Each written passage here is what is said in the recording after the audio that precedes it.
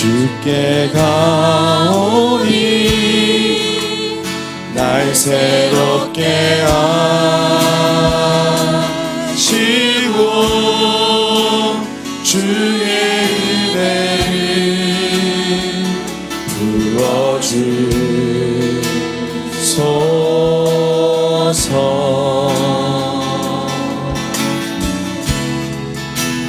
내 안에 발견한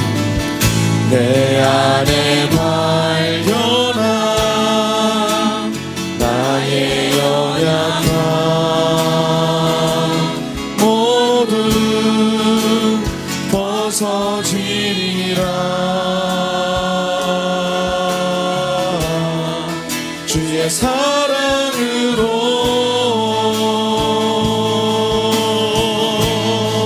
주 사랑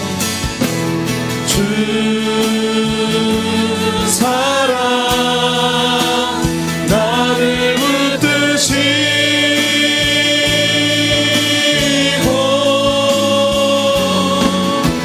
주 곁에 날 이끄소서.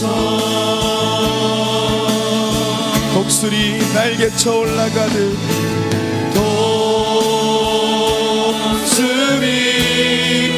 날개쳐 올라가듯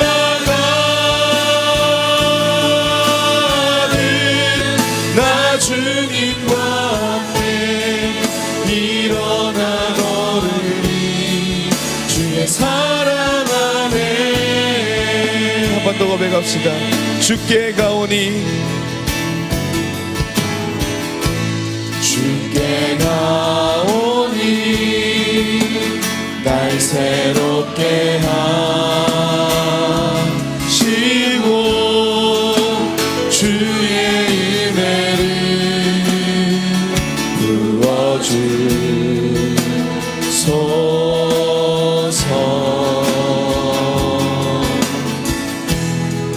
내 안에 발견한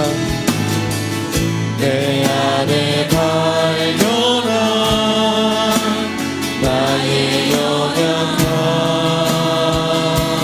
모두 벗어지리라. 주의 사랑으로 주 사랑 나를 붙드시고 주 사랑 나를 붙드시고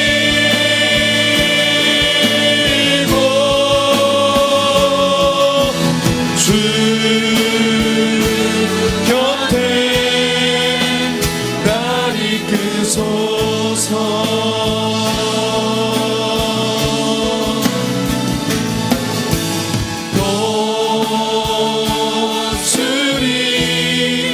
날개쳐 올라가듯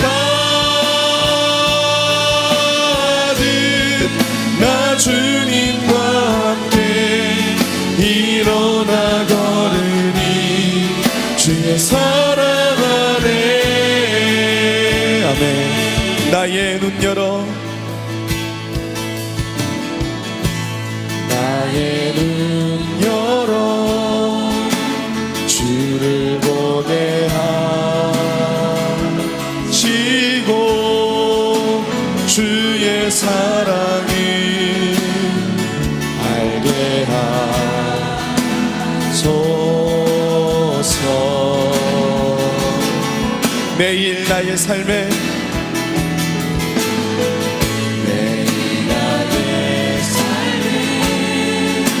주 뜻 이루어지도록 새롭게 하소서. 주의 사랑으로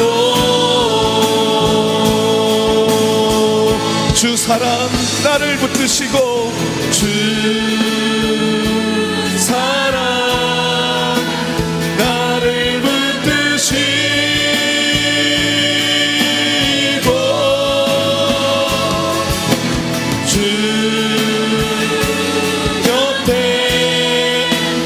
날 이끄소서. 목소리 날개쳐 올라가듯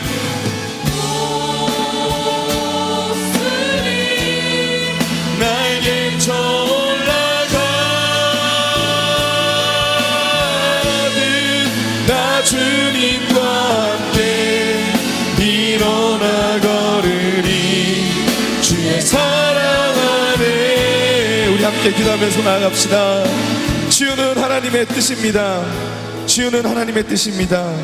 이 시간 우리가 함께 기도하실 때에 주여 이 시간 치유뿐만 아니라 보지 못하는 것을 보게 하시고 또한 질병으로부터도 해방되게 하여 주시옵소서. 우리의 삶 가운데 예수 그리스도를 증거하는 예담 삶이 되게 하여 주시옵소서. 우리 믿음의 확신을 가지시고 주여 한번 크게 외치신 후에 통성으로 기도하며 나아갑니다. 주여 할렐루야. 하나님 아버지 우리를 붙잡아 주시옵소서. 주님 이 시간 우리와 함께 하여 주시옵소서.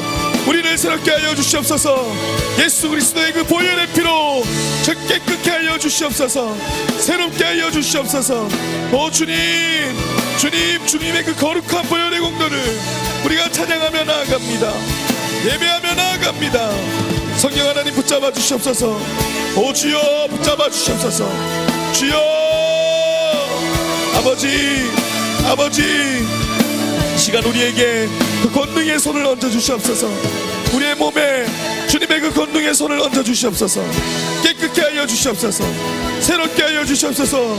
치유하여 주시옵소서.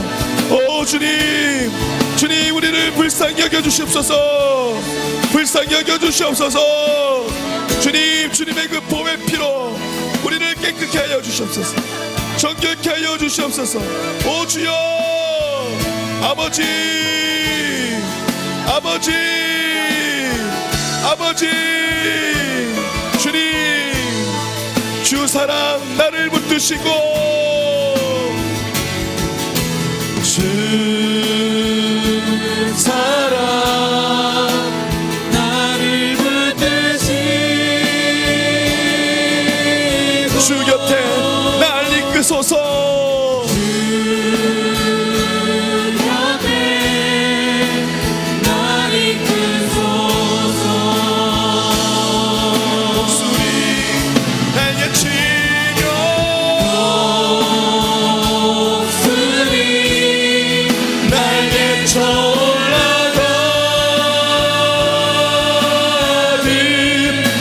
주님과 함께 일어나 걸으리 주의 사랑 안에. 나 주님과 함께 일어나 걸으리. 나 주님과 함께 일어나 걸으리 주의 사랑. 한 번 더 고백합시다. 나 주님과 함께 일어나 걸으리.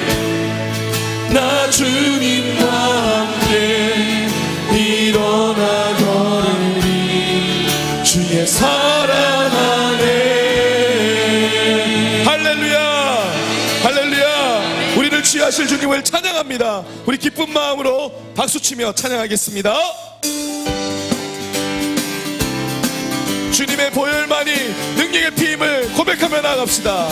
죄에서 자유를 얻게 함은 보혈의 능력 주의 보혈 시험을 이기는 승리되니 참 놀라운 능력. 주의 보혈 능력 있도다. 주의 피 믿으오. 주의 보혈 그 어린 양의 매우 귀중한 피 육체의 정욕을 보혈의 능력 주의 보혈 정결한 마음을 얻게 하니 참 놀라운. 할렐루야. 주의 보혈 그의 피 믿으오. 주의 보혈 그 어린 양의 매우 귀중한 눈보다 더 희게 밝히는 것 보혈의 능력 주의 보혈 부정한 모든 것 밝히시니 참 놀라운 능력. 주의 보혈 주의 보혈 능력 있도다. 주의 피 믿으오 주의 보혈 구주의 복음을 전할 제목 구주의 복음을 전할 제목 보혈의 능력 주의 보혈 날마다 나에게 찬송 주니 참 놀라운 능력 할렐루야 주의 보혈 능력 있도다 주의 피 믿으오 주의 보혈 그 어린 양의 배우기 죄에서 자유를 얻게 함은 죄에서 자유를 얻게 함은 보혈의 능력 주의 보혈 시험을 이기는 승리의 참 놀라운 능력이로 할렐루야 주의 보혈 능력 있도다 주의 피 믿으오 주의 보혈 그 어린 양의 배우기 구주의 복음을 전할 제목 구주의 복음을 전할 제목 보혈의 능력 주의 보혈 날마다 나에게 찬송 주니 참 놀라운 능력이로다 주의 보혈 주의 피 믿으오 주의 보혈 그 어린 양의 병찾는 주님의 사랑과 병찾는 주님의 사랑과 거룩한 보혈의 공로를 우리 다 찬양을 합시다 주님을 만나볼 때 할렐루야 예수는 우리를 깨끗게 하시는 주시니 그의 피 우리를 눈보다 더 이게 우리를 깨끗게 한 피는 무궁한 생명의 물이새 생명을 구원한 친구의 하나님 찬양을 합시다 할렐루야 예수는 우리를 깨끗게 하시는 주시니 아멘 그의 피 우리를 눈보다 더 이게 주님의 깨끗한 보혈을 날마다 입으로 간증해 담대히 싸우며 나가세 천국에 들어갈 예수는 우리를 깨끗게 하시는 주시니 그의 피 우리를 눈보다 더히 십자가 튼튼히 붙잡고 날마다 이기며 나가세 머리에 면류관 쓰고서 주 앞에 찬양할 때 예수는 우리를 깨끗게 하시는 주시니 우리를 눈보다 아멘 3절입니다 주님의 깨끗한 보혈을 날마다 입으로 간증해 담대히 싸우며 나가세 아멘 예수는 우리를 깨끗게 하시는 주시니 그의 피 우리를 눈보다 더히 십자가 튼튼히 붙잡고 날마다 이기며 나가세 머리에 면류관 쓰고서 아멘 예수는 우리를 깨끗게 하시는 주시니 그의 피 우리를 내가 매일 십자가 앞에 더 가까이 가오니 구세주의 흘린 보배 피로써 나를 주의 음성을 내가 들으니 사랑하는 나이세 믿는 마음으로 주께 가오니 나를 영접하소 내가 매일 십자가 앞에 더 가까이 가오니 구세주의 흘린 보배 피로써 나를 정케 주여 넓은 넓으신 은혜 베푸사 주여 넓으신 은혜 베푸사 나를 받아주시 나의 품은 뜻 주의 뜻같이 주의 뜻같이 되게 하여 주소서. 내가 매일 십자가 앞에 더 가까이 가오니 구세주의 흘린 보혈 피로써 나를 정케 하소서. 주의 보좌로 나아갈 때에 어찌하니 기쁠까. 주의 얼굴을 내가 배우니 더욱 친근함이 내가 매일 십자가 앞에 더 가까이 가오니 구세주의 흘린 보혈 피로써 나를 정케. 우리 구주의 넓은 사랑을 우리 구주의 넓은 사랑을 양할 자 없을 주가 주시는 참된 기쁨도 주시는 참된 기쁨도 헤아릴 수 없도다. 내가 매일 십자가 앞에 더 가까이 가오니 구세주의 흘린 보혈 피로써 나를 정케. 하소서. 내가 매일 두 손 들고 찬양합니다. 내가 매일 십자가 더 가까이 가오니 가오니 구세주의 흘린 피로도 구세주의 흘린 보혈 피로써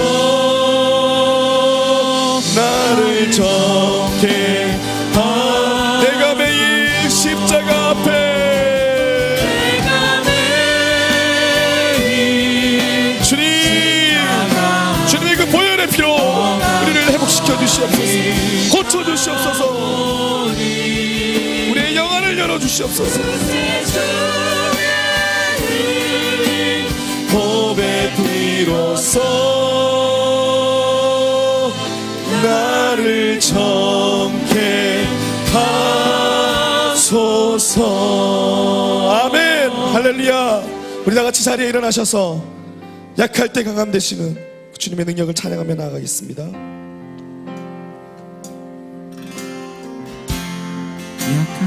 강함 되시는 나의 보배가 되신 주 나의 모든 것. 주 안에 있는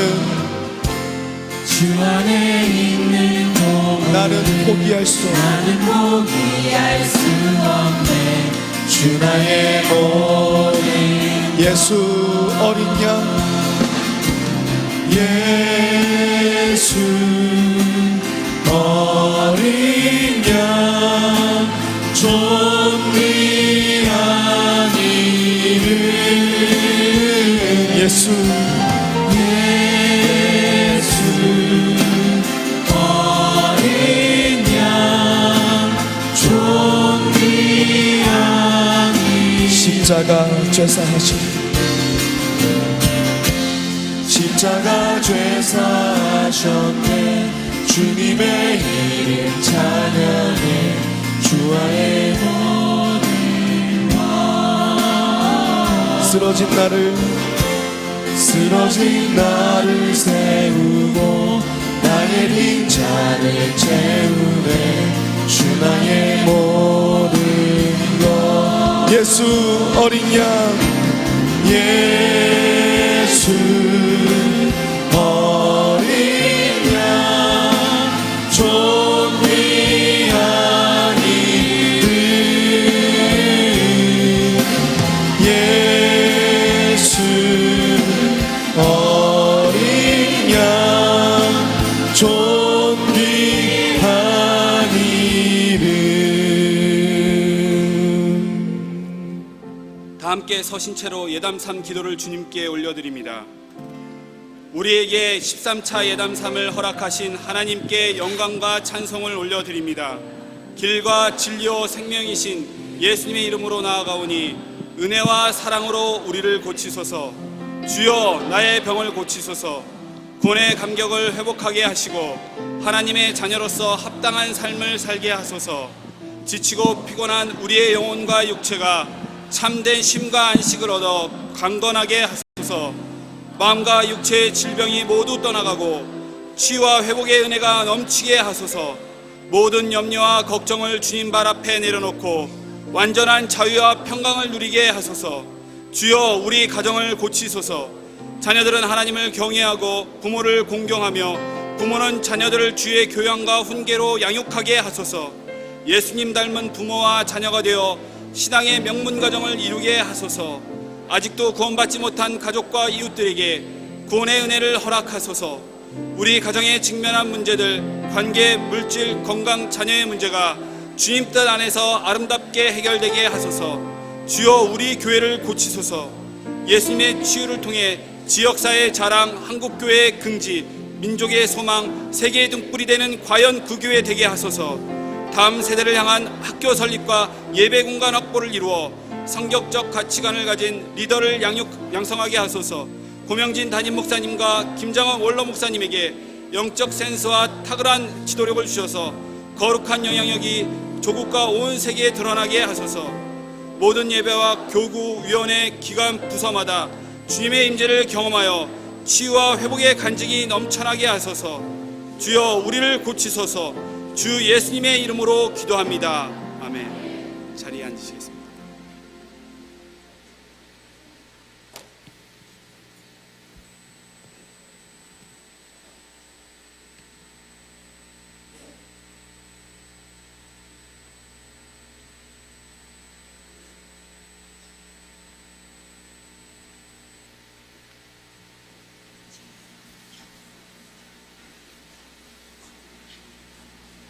어디 계고 준비!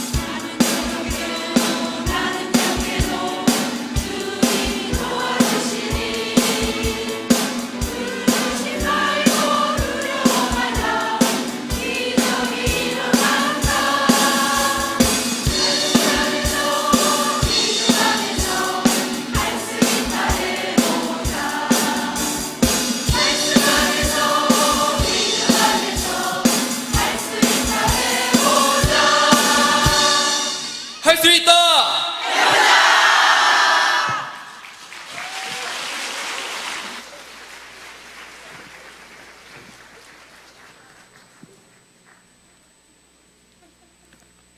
할렐루야. 놀랍습니다.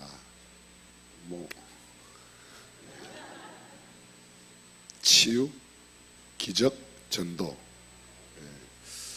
이번 예담3 기간 중에 치유의 기적이 일어날 줄로 믿습니다. 어저께 저녁에 저희들이 해외에서 인터넷으로 예담3 참여하는 사람들에게 환영하고 막 축복한다고 사인을 보냈더니 금방 미국에서 응답이 왔어요. 이병성 목사님 클로즈업 시켜서 막 밝게 화난 모습이 너무 은혜가 되었다고 금방 문자가 오고, 말레이시아에서 참여하고 있는 조준호 집사 금방 또 답장이 오고, 참 세계는 하나가 되었습니다. 불과 한 50년 전 1960년대만 해도 미국에서 한국에 전화하려고 하면 한국에 누구 전화하려고 합니다. 그러면요, 교환이 네 3일간 기다리세요 이랬어요. 그때는. 지금은 딱 핸드폰 꺼내드는 순간에 누르면 미국 아니 전 세계 어디든지 다 통화가 가능한 세상이 되었습니다. 세상이 좁아졌습니다. 세상은 좁아지고 살기는 좋아졌는데 문명과 문화는 발전되고 발달이 되었는데 영적인 것은 점점 퇴보하는 것 같아서 얼마나 아쉬운지 모르겠습니다. 바라기는 예담삼의 영적인 이 열정과 분위기가 우리가 주님 앞에 가는 그날까지 계속되기를 주님의 이름으로 축원합니다. 오대교구 아주 세련되게 오늘 특별 찬송을 해주셨는데 진심으로 감사드립니다. 옆 사람 인사하는 시간입니다. 참 잘 나오셨다고 승리하십니다.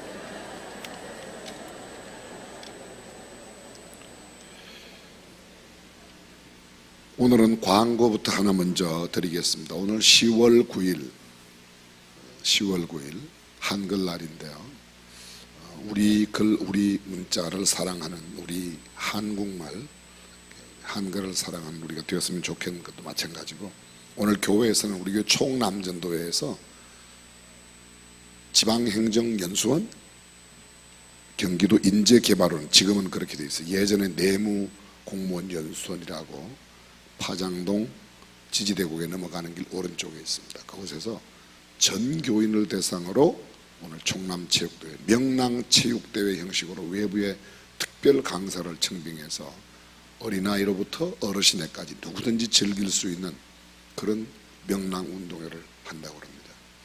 여러분들이 꼭 많이 참여해달라고 그렇게 해야겠는데, 지난 주일 주보에 광고 나가고 제가 광고 안 해서 지난 주일에는 예담삼 광고만 집중적으로 했습니다. 근데 오늘 체육대회 하는 날인데 여러분들이 많이 참여해 주시면 대단히 감사드리겠습니다. 차세대를 위한 안수기도, 고3 수험생을 위한 안수기도가 있습니다. 내일 새벽과 저녁 예담삼 시간에 차세대를 위한 안수가 있습니다. 미취학에서부터 청소년 학생까지 오시면 모두 특별 기도를 해드리겠습니다. 특별히 대입 수능을 앞둔 고3 수험생들 특별 안수를 하는데 부모님들 또 자녀들 함께 꼭 참여해 주시기를 부탁드리겠습니다. 오늘 함께 나누실 말씀 누가복음 5장 13절 말씀입니다. 우리 다 함께 한 음성으로 읽습니다. 두 번 읽습니다. 예수께서 손을 내밀어 저에게 대시며 가라사대 내가 원하노니 깨끗함을 받으라 하신대 문둥병이 곧 떠나니라. 예수께서 손을 내밀어 저에게 대시며 가라사대 내가 원하노니 깨끗함을 받으라 하신대 문둥병이 곧 떠나니라. 아멘. 우리는 아직 개역 성경을 쓰고 있기 때문에 문둥병이라고 되어 있는데 개역 개정판에는 한센병이라고 되어 있습니다. 원래 이 문둥병이라고 하는 것은 그냥 그 독한 피부병 가운데 하나입니다. 그런데 우리가 일제시대를 지나면서 특별히 이 문둥병, 한센병에 대해서는 좀 잘못 알려지고 실제로 이 독한 피부병의 아주 결정적인 치료제가 1941년도에 나왔는데 그 약이 나오기 전까지는 이것이 아주 나쁜 병으로 실제로 사람들에게 알려졌습니다. 이 한센병, 문둥병을 다른 말로는 천형병이라, 천형병, 하늘이 형벌로 준 병이라 그런 말도 쓰였습니다. 지금은 그렇지 않습니다. 그런데 성경 속에 보면 이 한센병에 대한 언급이 아주 많이 나와 있습니다. 무려 거의 한 100여 번 가까울 만큼 한센병에 대한 언급이 있고 레위 지파 사람들의 정결례를 이야기하고 있는 레위기 13장과 14장 두 장은 거의 전장 걸쳐서 그 두 장에 걸쳐서 이 한센병에 대한 언급이 있습니다. 성경 속에도 보면 한센병 걸린 사람들의 이야기가 아주 실감나게 우리에게 와닿는, 모세의 노이였던 미리암이 모세를 비방하다가 한센병이 걸렸다. 나만 장군이, 시리아의 나만 장군이, 아람의 나만 장군이 문둥병에 걸려서 하나님의 사람을 찾아왔다가 그 고침받고 나만은 떠났지만 나만의 물질을 탐했던 게하시가 그 문둥병에 걸려서 죽었던 사건이 성경에 기록되어 있습니다. 아마도 나만과 관련된 이 문둥병 사건이 성경에 가장 많이 크게 기록되어 있습니다.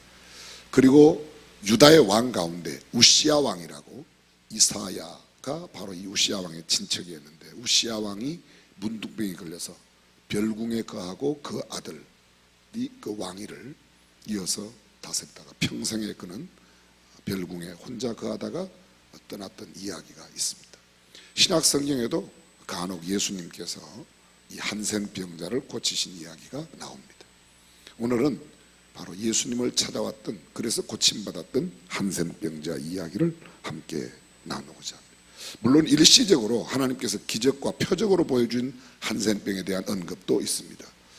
출애굽기 4장에 보게 되면 하나님께서 이스라엘 백성을 애굽에서 인도해 내시기 위해서 모세를 들어 쓰시는데 모세가 자꾸 못 가겠다고 합니다. 모세가 못 가는 이유를 몇 가지로 이야기죠. 하나님께서 너는 내 백성을 애굽에서 인도하여 내라고 말할 때 하나님, 저는 갈 수가 없습니다. 제가 누구 간데 가겠습니까? 제가 40년 전 애굽의 왕궁에 있을 때 애굽 사람을 쳐 죽이고 도망 나와 벌써 광야에 나온 지 40이 되었고 내 나이가 벌써 80입니다. 모세가 나이가 40이었을 때 내가 만약 이 애굽 사람을 쳐 죽이면 박해를 받고 있는 이 히브리 사람들이 아하, 왕자가 우리를 구해 주겠구나, 이렇게 깨달으라고 죽였는데, 그 다음날 히브리 사람끼리 다툴 때 가서 이야기를 했더니 히브리 사람이 너 어제는 애굽 사람을 죽이더니 오늘은 너의 동족 히브리 사람을 죽이려고 그러냐? 모세가 일이 탈로 났도다 하고 미디안 강야로 도망을 간 거죠. 40년 지나서 나이가 80이 되었을 때 호렙산 가시나무 떨기 불꽃 가운데 하나님께서 만나서 모세야, 내가 선 곳은 거룩한 곳이니 신발을 벗어라. 내가 너에게 주는 사명은 내 백성을 애굽에서 인도하여 내어 가나안 땅으로 인도하는 것인데 모세가 못 갑니다. 하나님, 제가 누굽니까? 40년 전에 사람 죽인 사람 아닙니까? 그리고 도망 나오는데 어떻게 그 바로왕 앞에 갔습니까? 두 번째로 못 간다고 그래요. 왜 못 가느냐? 하나님이 누구냐고 물으면 내가 뭐라고 대답을 해야 되겠습니까? 그때 하나님께서 말씀하신 게 나는 스스로 있는 자다. I am that I am. 스스로 있는 자가 너를 보냈다고 그래라. 여호와라는 이름의 뜻이 I am that I am. 스스로 계시는 분, 그런 뜻입니다. 그래도 못 가겠습니다. 너 왜 못 가는데? 저는요 입이 뻣뻣하고 혀가 둔해서 못 가겠습니다. 그래? 그럼 내가 말 잘하는 너보다 3살 많은 너 형 붙여줄게. 그래서 아론이 함께 가는데 아론은 나중에 모세의 골치 덩어리가 됩니다. 하나님은 모세만 가기를 원하셨는데 말 못한다고 자꾸 핑계대니까 형을 하나 붙여줬어요. 근데 그 형이 나중에 말썽을 지기는데, 무슨 말썽을 지기는가 하면 이스라엘 백성들이 광야에 나와서 모세가 산에 기도하러 간 사이에 금송아지 우상을 만들어요. 그 만드는 제일 앞장선 금송아지 우상 대장이 누군가 하면 아론이에요. 여러분 성경에도 나오는 이야기를 왜 이렇게 이상하게 들으십니까? 그게 다 그렇게 돼요. 또 한 가지 못 간다는 이유가, 하나님, 내가 무슨 능력이 있어서 가겠습니까? 그랬더니 하나님께서 보여주신 기적이 바로 이 한센병이에요. 너 손에 든 것이 뭐냐? 지팡이입니다. 던져라. 던졌더니 뱀이 되었습니다. 다시 꼬리를 잡아라. 잡았더니 지팡이가 되었습니다. 너 손, 네 품에 넣었습니다. 끄집어내 냈더니 문둥병이 되었습니다. 다시 넣었습니다. 끄집어내 냈더니 손이 여상하게 되었다. 성경에 이런 하나님의 함께하심, 하나님의 능력을 나타내는 일로 이 한센병이 여러 번 언급되기도 했습니다. 오늘 본문의 내용은 이런 내용입니다. 예수님께서 한 동네에 들어가셔서 계시는데 그 동네에 이 한센병자 하나가 예수님께 나왔습니다. 그래서 예수님께 이렇게 말씀하는 겁니다. 예수님이 원하시면 저를 깨끗게 하실 수가 있습니다. 예수님께서 원하시면 저를 깨끗게 하실 수 있습니다. 이렇게 말하지 않았어요. 예수님, 저 좀 고쳐주세요. 저 좀 깨끗하게 해주세요. 주여, 저를 불쌍히. 이런 그렇게도 하죠. 주님이 원하시면 나를 깨끗게 하실 수 있습니다. 예수님이 참 신기하게 생각하시더니 내가 원하노니 깨끗함을 받아라 라는 말씀으로 응답을 하시고 즉시 그 문둥병이 깨끗하게 되었다. 이거 오늘 본문에 나옵니다. 근데 예수님께서 이렇게 하셨어요. 그냥 말로만 하시지 않고 그 문둥병이, 온 몸에 문둥병이, 한센병이 걸려있는 이 환자의 그 몸에다가 손을 대시고 이렇게 하셨다는 겁니다. 자, 여쭤보겠습니다. 율법에 의하면, 우리가 이미 말씀드렸어요. 예수님은 율법 시대에 사셨어요. 성전이 갈라지던 십자가 사건이 있던 그때부터 은혜 시대가 열렸고요. 예수님 자신은 율법 시대 사셨는데 율법에 의하면 문둥병의 손을 대면 돼요, 안 돼요? 안 돼요? 돼요? 안 돼요. 근데 예수님은 그렇게 합니다. 자, 또 하나 여쭤볼게요. 문둥병자가 여러 사람이 있는 곳에 오면 돼요, 안 돼요? 안 돼요. 근데 오늘 이 문둥병자는 그렇게 사람들이 모여있는 그곳에 예수님께 직접 찾아왔어요. 얼마나 간절하면 이것은 생명을 꺼낸, 우리가 엊그제 12회를 혈루증으로 앓던 여인이 여러 사람들 뒤에 섞여와서 예수님의 옷가에만, 옷자락에만, 나가보면 옷에만이지만 마태복음에는 그게 늘어진 시로라기 하나에만 손을 대어도 그게 지치더라고, 율법으로 이렇게 늘어진 것인데 그 시로라기만 손을 대어도 낫겠다고 생각했던 겁니다. 그들의 병 낫기를 원하는 간절함은 생명을 걸고 낫기를 원했다. 내가 들키면 성 밖에 끌려나가 돌에 맞아 죽으리라, 그런 마음으로 했어요. 예수님은 병을 고치시는데 율법 위에 계시는, 율법을 넘어서시는, 율법의 완성자 되시는 주님의 모습을 오늘 본문 가운데 보여주고 있는 겁니다. 그래서 손을 대어서 낫게 하시고 예상해졌습니다.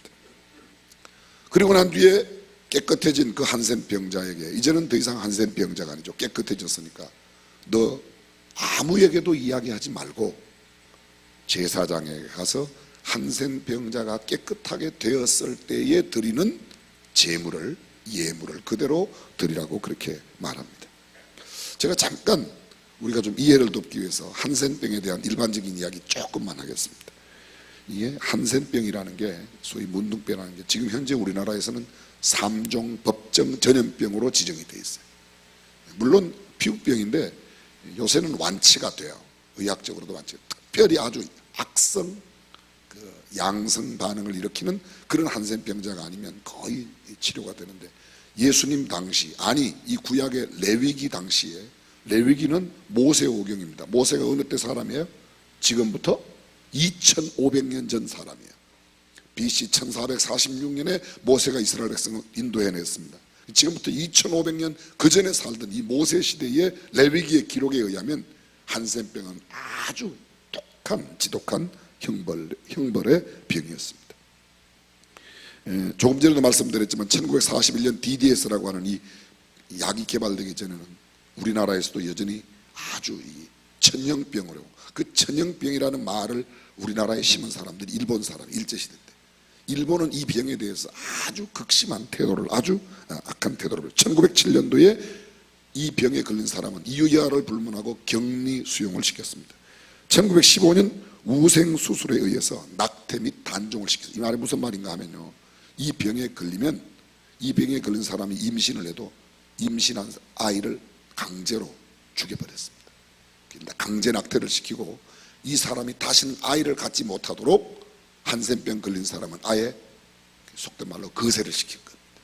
그래서 아주 이거 나중에 문제가 돼서 인권 침해라고 그래서 1998년도부터 2001년까지 3년 동안 일본의 한센 환자들이 정부를 상대로 소송을 제기했습니다. 그때 고이즈미 수상이 있을 때 아예 정부가 패소했는데 위에 상위 법전에 항고도 안 하고, 아니 또 항소도 안 하고 그냥 포기하고 한 사람당 한 8천만 원, 한 1억 몇천만 원씩 다 보상을 해준 일이 있습니다. 역사적으로 보면, 근데 일제가 우리 대한민국을 강점하던 시대에 한국에도 이 한센병자에 대해서는 그냥 두면 안 된다고 그래서 소록도에다가 바로 자해병원을 만들고 거기다가 다 갖다 강제 수용을 시켰습니다. 어르신들은 아마 알 겁니다. 소록도 그러면 그냥 문둥이촌 이렇게 알 만큼 그것이 그렇게 되었던 겁니다. 그런데 성경에 보면 이 한센병에 대해서 아주 복잡하게 이야기를 하고 있습니다. 아주 여간 복잡한 게 아닙니다. 특별히 레위기 13장에 어떤 사람이 한센병자인가, 한센병에 흔적이 있는 사람들도 일주일 동안 또는 일주일 동안 또 일주일 이렇게 해서 3주일씩 정결례를 지켜야만 회중 가운데, 일단 걸리면 회중으로부터 격리를 시켜서 성 밖에 따로 거하게 만들었던 겁니다.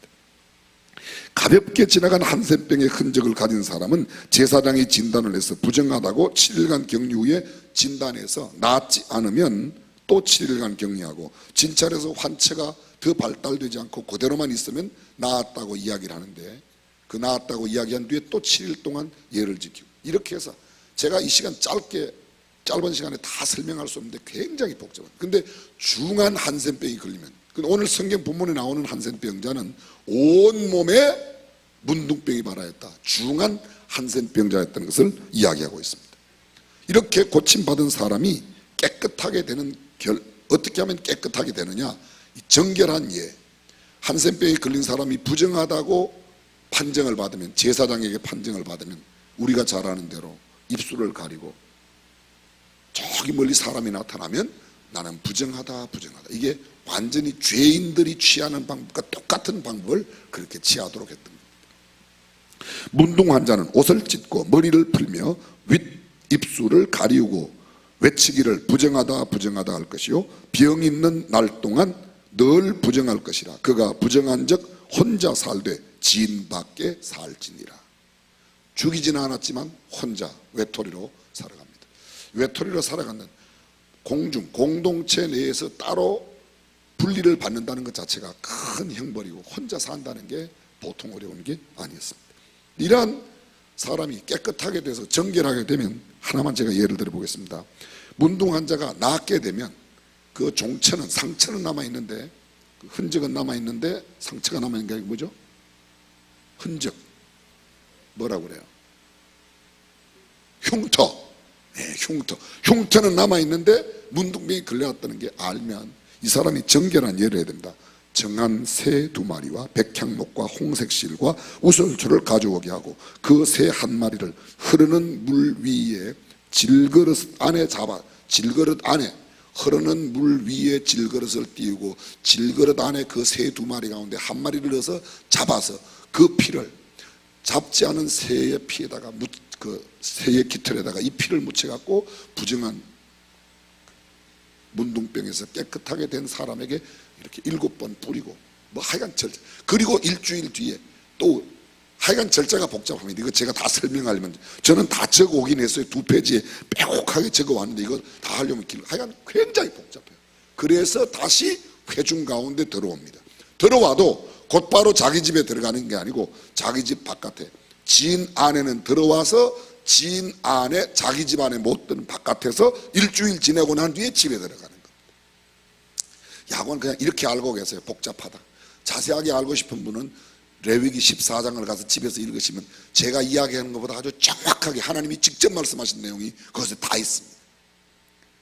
한마디로 한센병은 저주받은 병이에요. 천형병이라는 거죠.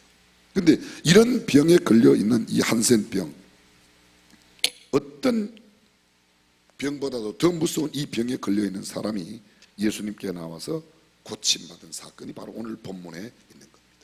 이 본문이 주는 특별한 교훈, 우리가 오늘 생각해야 될 가장 중요한 내용이 뭔가, 이런 병도 쉽게 말하면 하늘의 저주받은 병이라고 말하고, 모든 사람들로부터 완전히 격리가 되어 철저하게 외롭고 외톨이로 고독하게 그렇게 죽어가는 이 병에 걸린 사람도 간절한 마음을 갖고 주님 앞에 나오면, 다시 말하면 생명을 걸고 주님 앞에 나오면 주님은 이 병을 고쳐주시는 줄로 믿습니다. 바꾸어 말하면 예수님은 어떤 병자라도 고쳐주세요. 그런데 여러분 아십니까? 우리가 이 한센병보다 더 무서운 죄악의 병을 가지고, 죄악의 병. 성경은 이렇게 말합니다. 의인은 없나니 하나도 없으며 모든 사람이 죄를 범하였으며 하나님의 영광에 이르지 못하더니 죄의 삭선 사망이요, 필연적으로 죽을 수밖에 없는 이 한센병자처럼 모든 인류는 죄인으로서 죽을 수밖에 없는데, 그러나 그 어떤 죄인도 주님은 낫게 하실 수 있다고 믿으시면 아멘.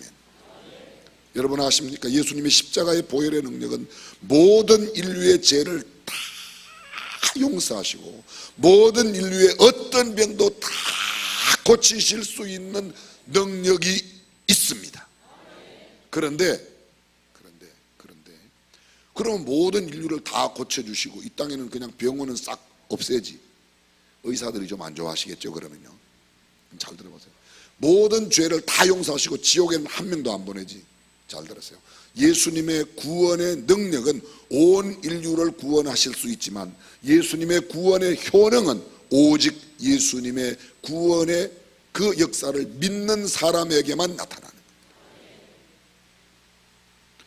아무리 좋은 병원이 있어도, 모든 병을 다 고칠 수 있는 병원이 있어도 병자가 그 병원에 안 가면 못 고치는 겁니다. 예수님은 모든 병자를 다 고치실 수 있어요. 예수님은 모든 죄인들을 다 구원하실 수 있어요. 그러나 예수님을 믿지 않으면, 예수님께 나오지 않으면 고치실 수 없다. 이게 첫 번째예요. 그러나 주님 앞에 나오면 누구든지 오늘 성경 본문에 온몸에 문둥병 한센병자인 이 사람이 나왔습니다. 그리고는 주여 원하시면 나를 깨끗게 하실 수 있나이다. 한센병 자체가 사람 앞에 나온다는 것이 허용되어 있지 않습니다. 한센병 자체가 주여 원하시면 내가 깨끗하게 할 수 있다, 뭐 이런 말을 할 계제가 아닙니다. 당시에 사람들이 들으면 정말 기가 막힐 노릇이죠. 안다고 그러면 오지도 못했을 거예요.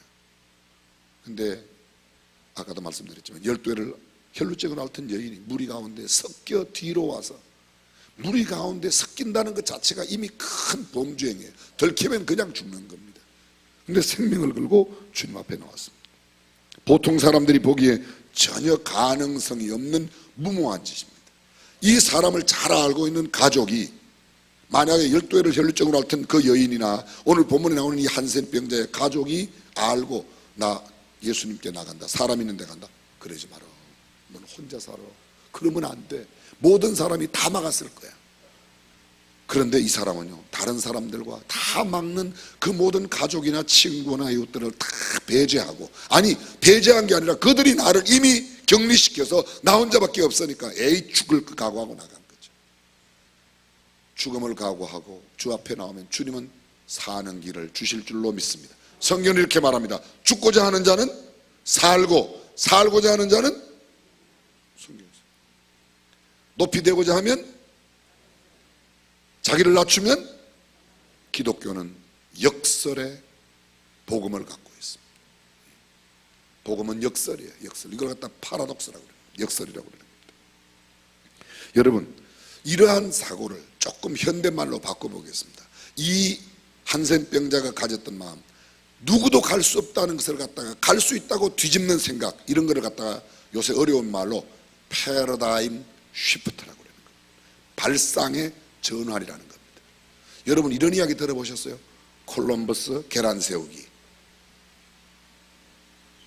오직 하나님 말씀 외에는 별로 다른 것에는 관심이 없어요. 콜럼버스 계란 세우기가 뭐예요?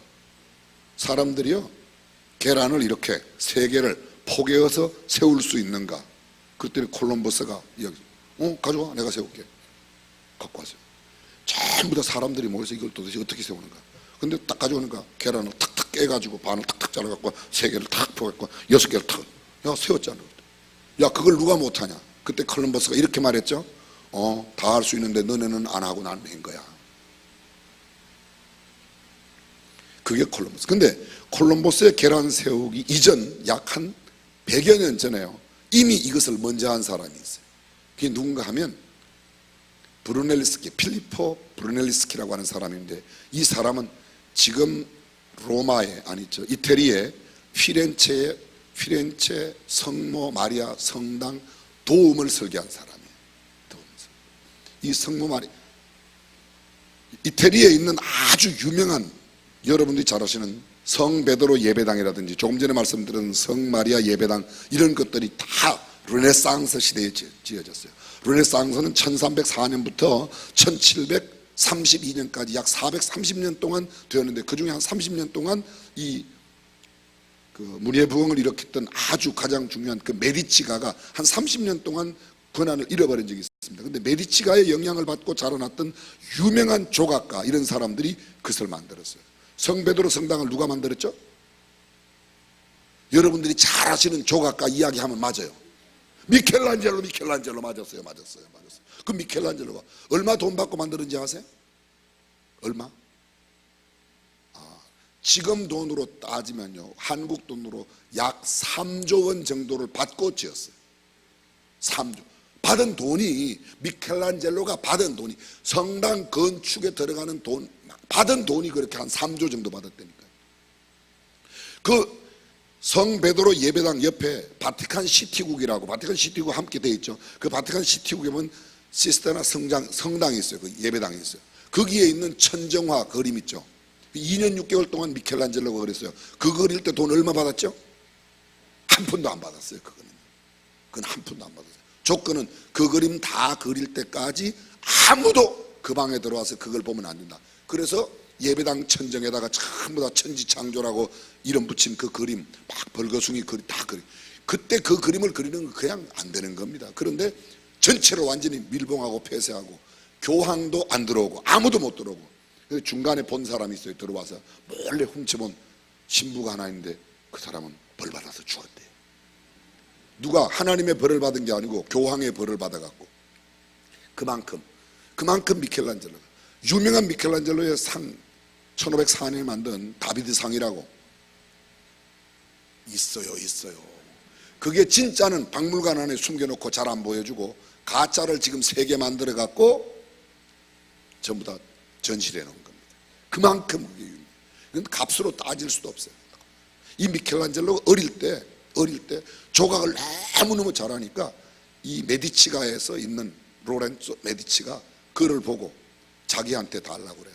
엄마는 일찍 돌아가시고 아버지가 키웠는데 아버지한테 얘 똑똑한데 우리 집에 보내주면 내가 얘를 좀 가르치겠소. 그래서 데려가고 9년 동안, 3년은 색깔구불, 3년은 금, 이 나무나 이런 데 금 도금하는 거, 그 다음에 3년 동안은 조각하는 걸 9년 동안 가르치는데 얼마나 조각을 잘하는지 사람들이, 야, 너 기가 막히구나, 너 이거 보고 뒤로도 조각할 수 있나? 그럼 너 하나 만들어. 그렇게 앞에 상을 갖다 놓고 뒤에다 요대로 똑같이 뒤에다가 조각, 뒤에다 돌멩이를 갖다 놓고요, 그렇게 정하고 망치를 들고 뒤로 이렇게 탁탁탁 짜갖고 딱 했는데 탁 만들어놨는데 보니까 앞에 거보다 거의 더 잘 만들었잖아요.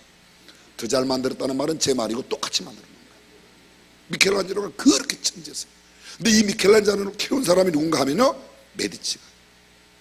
이 미켈란젤로가 있기 전 약 150년 전에, 바로 제가 조금 전에 말씀드렸던 브루넬리스키가, 미켈란젤로는 성 베드로 성당의 도움을 이 반경이 40m가 넘게 크게 만들었어요. 근데 그 전까지는 40m 넘어가는 걸 만들 수 없다고 그랬어요. 모두가 다 그건 불가능하다. 그 어떤 건축가도, 그 어떤 미술가도, 어떤 사람도 안 된다고 그랬어요. 그런데 이 사람이 사람들을 탁 보여놓고, 야, 이거 너 계란 세울 수 있어? 못 세우지. 내가 세울게. 콜럼버스보다 그게 100년 앞서는 거예요. 원래 1296년부터 이 마리아 예배당, 성모 마리아 예배당을 짓기 시작해서 약 170년 동안에 걸쳐서 지었는데, 설계한 사람이 한 사람이 아니에요. 처음에 한 사람, 중간에 한 사람, 그 마무리한 사람, 설계자가 다 다릅니다. 그 중에 가장 이 돔, 메인 가장 아름다운 미를 갖고 있는 이 설계한 사람이 필리포 브루넬리스키라는 사람. 그 사람이요, 계란 세우는 것을 콜럼버스보다 100년 전에 보여줬어요. 여러분, 이게 어디로 왔는가 하면, 지금 발전돼 갖고 나온 게 어디까지 왔는가 하면, 왜 여러분 가끔 보면 마음에 안 드는 지도자들이 지나가면 지도자들한테 왜 계란 던지죠? 왜 정치인들 누구한테 막 던지고, 마음에 안 드는 목사가 지나가도 막 던지고 그러잖아요, 그죠? 여러분들은 착하기 때문에 안 던지지만 세상에는 그런 사람이 굉장히 많아요. 그 계란을 왜 던지는지 아십니까? 콜럼버스 계란 세우기, 이 필리포 브루넬리스키의 계란 세우기를 너도 좀 계란을 깨서 세우는 것처럼 네 생각 좀 바꿔라. 네 고집만 하지 말고, 이 인간들아, 네가 지도자라면 맨날 네 생각대로만 하냐? 네 생각을 좀 깨라. 그래서 계란을 던지는 게 거기에서 온 거예요. 자, 이거 오늘 아침에 성경에는 안 나오는 이야기지만 이것만 하나 듣고 가도 꽤 괜찮은 이야기를 듣고 가시는 거예요, 그죠? 미안해요. 제가 너무 아는 게 많아가지고 용서해 주시길 바라요. 잘 들어보세요. 저는 우리에게 필요한 게 하나 있다는 생각이에요. 그게 뭔가 하면요, 저는 이거 전에 몰랐어요. 사실 이번에 성지순례 갔다가 이야기를 듣고 와서 제가 다시 다 조사를 해봤더니 내용이 이렇더라고요. 그 사람이 이야기한 거는, 가이드가 이야기하는 거는 상당히 사실과 다른 부분이 많이 있어요. 그런데 어쨌든 제가 그걸 근거로 쫙 찾아보니까 이런 내용들이 있어서 정리를 했어요. 제가 정리를 한 걸 지금 한 토막을 여러분에게 소개해드린 겁니다. 제가 핵심적으로 말씀드리려고 하는 내용은 이 내용이에요. 하나님 앞에 신앙생활하는 것은 기존에 많은 사람들이 갖고 있는 경험과 논리와 지식을 내려놓아야 된다.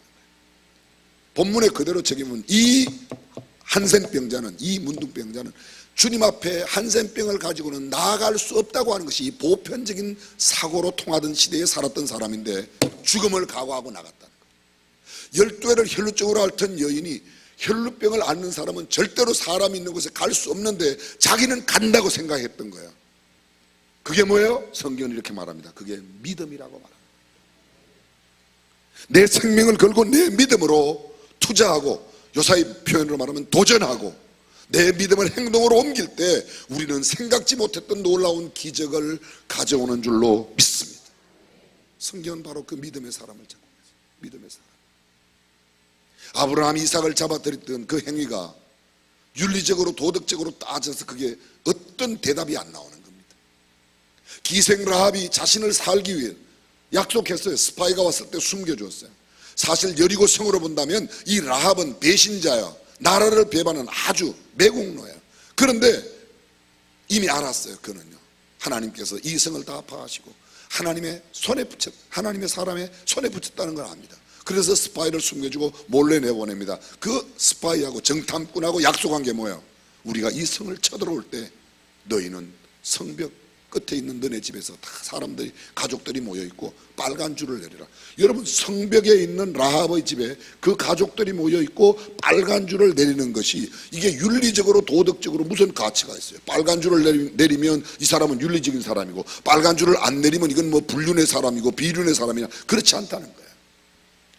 믿음의 행위는 윤리적 기준, 도덕적 기준으로 따지는 게 아니에요. 그가 정말 하나님을 전폭적으로 신뢰하는 거. 여러분, 입다가 내가 전쟁에 승리하면 내가 전쟁에 승리하고 돌아올 때 가장 먼저 만나는 사람을 하나님 앞에 드리겠습니다. 그런데 외동딸, 무남동녀 외동딸을 그 무남동녀 외동딸을 하나님 앞에 제사로 드려요. 어떻게 생각하면 성경에는 말도 안 되는 이야기를 담고 있는 겁니다. 지금 윤리적인 기준으로 그게 말이 돼요? 지 딸을 잡아서 드린다는 게? 그러나 그렇게 했어요. 그리고 그걸 뭐라고 말해요? 그의 믿음의 행위라고 말해요. 이런 이야기 들으면 갑자기 이런 생각도, 야, 믿는다는 건 너무 어려워, 그냥 치워야 되겠어 지금. 그러면 지옥 가는 거예요. 사랑하는 성도 여러분, 우리의 믿음은 일반적인 상식과 기본적인 모든 삶은 상식으로 사세요. 법을 지키면 사세요. 그러나 하나님의 법에 위배될 때는 하나님의 법을 우선으로 하고. 보십시오. 병자가 다 나은 뒤에 예수님은 그 병나은 한센병자에게 내가 제사장에게가 내 몸을 보이고 율법에 기록된 대로 제물을 드리라. 그러면 새 2마리 와서 잡아가지고 와가지고 그 2마리 가운데 한 마리는 흘러가는 물 안에 질그릇, 토기로 만드는 그릇을 세워서 그 안에서 그걸, 참 하나님은 정말, 저는 이런 생각했어요. 이 성경이 있다고.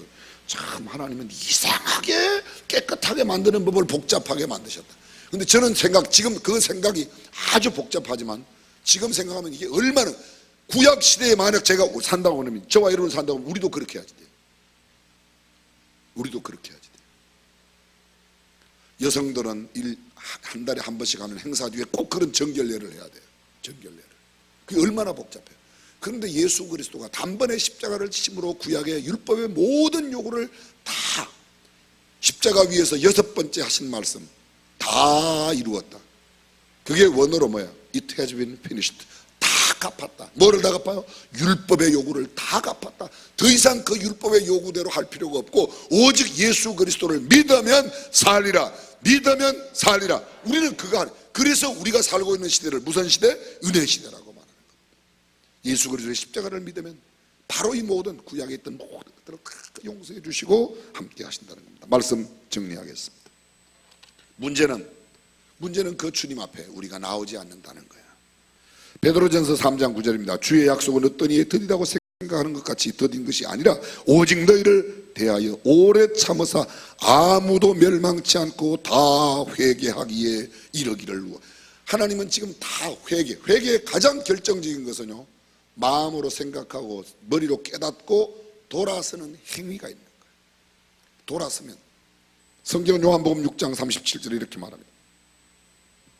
아버지께서 내게 주시는 자는 다 내게로 올 것이요 내게 오는 자는 내가 결코 내어 쫓지 아니하리라. 할렐루야. 무슨 죄를 지었든지 어떤 나쁜 짓을 한 사람이라도 100명 1000명을 죽인 사람이라도 주님 앞에만 나오면 주님은 용서하여 주시는 줄로 믿습니다. 안 나오면 성경에는 그런 구절이 없지만 제가 붙여보면요, 안 나오면 국물도 없습니다.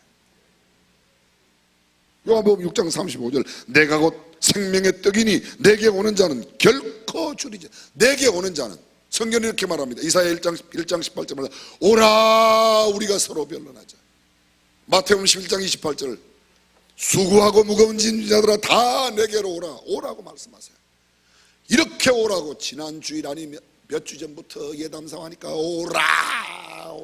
오라가 아니고 저는 겸손하게 오세요 하는데도 버티고 안 오시면 어떡하라고 그러는 거예요.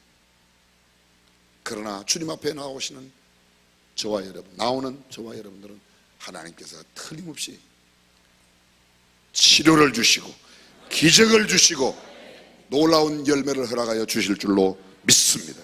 내 생각, 내 계획, 내 경험, 심지어 내가 알고 있는 율법을 넘어서는 이러한 거룩한 도전, 새로운 영적 패러다임 쉬프트, 또 다른 말로 말하면 믿음으로 도전하면 하나님께서 우리의 기도를 듣고 응답해 주실 줄로 믿습니다. 기도하겠습니다.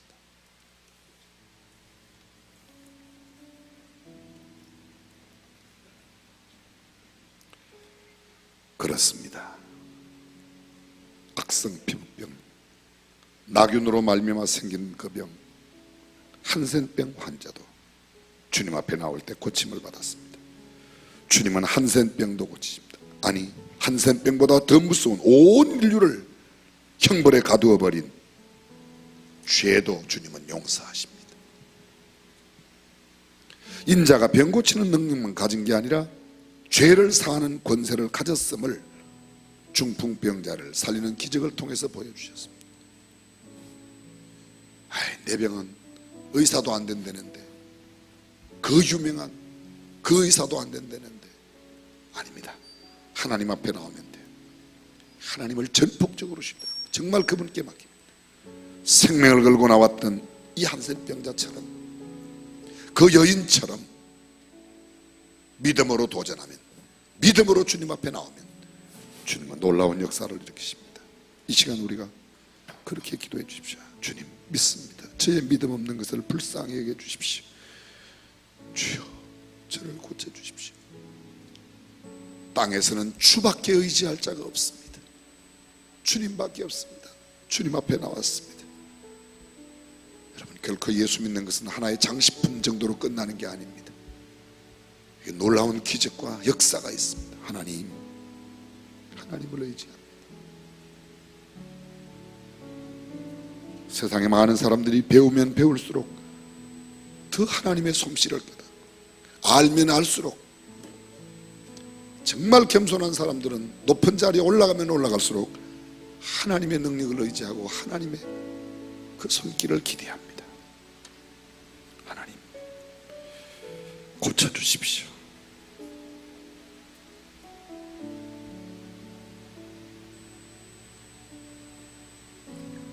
그동안 너무 내 생각으로 살았습니다. 내가 계산하며 살았습니다. 내 이성과 논리로만 살았습니다. 하나님, 이제는 하나님만 전폭적으로 의지하겠습니다. 기도하십시오.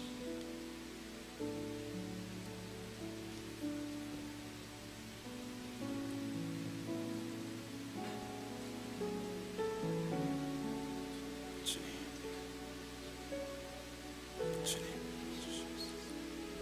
하나님 치유의 권세를 바라시옵소서. 주님, 치유의 권세를 바라시옵소서. 주님, 주시옵소서. 여호와께서 예루살렘을 세우시며 이스라엘의 흩어진 자를 모으시며 상심한 자를 고치시며 저희 상처를 싸매시는도다. 내 이름을 경외하는 너희에게는 의로운 해가 떠올라서 치료하는 광선을 바라리니 너희가 나가서 외양간에서 나온 송아지같이 뛰리라. 아멘. 치유하시는 하나님께 간구합시다. 주님, 우리의 간절한 이 소원, 치유의 광선을 바라시옵소서.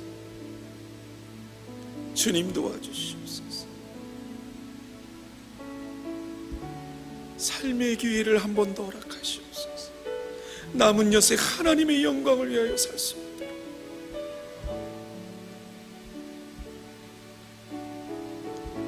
주여 우리를 고치소서. 치유하시는 예수님의 이름으로 기도합니다. 아멘. 우리 다 함께 일어나셔서 치유 선포하겠습니다. 여러분 믿음으로 외칩니다. 예담삼 21 예수님의 이름으로 나는 회복되었다. 예수님의 능력으로 나는 치유되었다. 예수님의 사랑으로 나는 온전해졌다. 아멘. 할렐루야.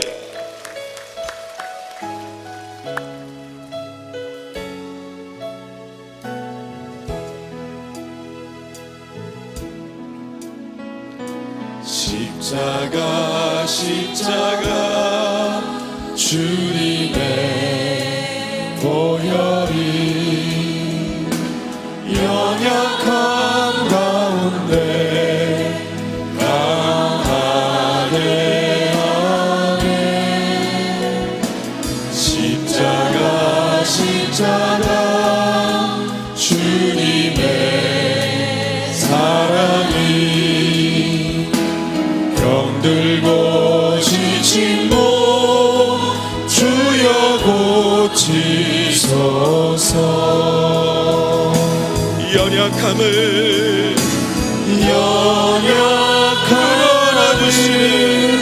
끌어안아 주시네. 깨끗게 하시네. 주여 고쳐주소서.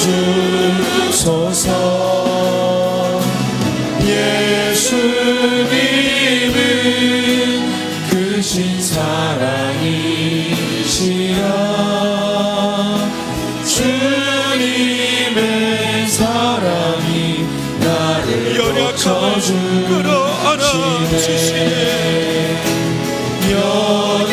연약함을 끌어안아 주시네. 깨끗게 하시네. 주여 고쳐주소서.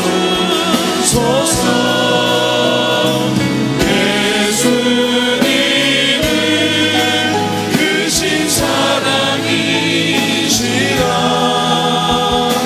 주님의 사랑이 나를 고쳐주시네. 주여